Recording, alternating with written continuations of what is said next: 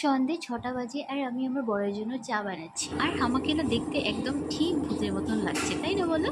আর দেখো এত বড় প্যাকেটে মাত্র একটা মিষ্টি। বরের জন্য আমি সুন্দর করে চা বানিয়েও আনলাম আর সঙ্গে ওকে মিষ্টিটাও দিলাম। কিন্তু জানি না এই মিষ্টিটা যে কার পেটে যাবে।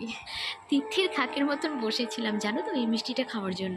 বর আমার কিন্তু খুব ভালো, ও আমাকে বলছে যে তুমি মিষ্টিটা খেয়ে নাও। আমি বলেছি না আমি একা খাবো না, আমি তোমাকে দেবো, তুমি আদা খাবে না আমি আদা খাবো। আমি কি গাইস, আমি কি একটা মিষ্টিও ঠিকঠাক করে খেতে পারছি না, মিষ্টি খেতে খেতে মুখের সাইড দিয়ে মিষ্টির রস বেরিয়ে যাচ্ছে। এইদিকে আমি পুরো রেডি হয়ে গেছি, এখন আমরা দুজন চলে এসেছি মোমো খেতে। উফ, আমার বরের খুব গরম লেগেছে গাইস। মোমোর অপেক্ষায় আমার বর কখন থেকে দাঁড়িয়ে আছে গাইস।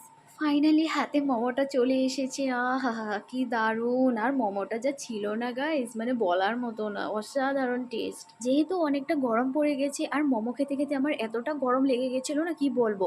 আর আমি যখন স্যুপটা খাচ্ছিলাম স্যুপটাও দারুণ টেস্ট হয়েছে গাইস। আর খুব গরম ছিল, এমনিতেই গরম, তার মধ্যে স্যুপ খেয়ে আমার আরও গরম লেগে গিয়েছিল। আমি কিন্তু গাইস মোমো থেকে মোমোর স্যুপটা খেতে বেশি ভালোবাসি।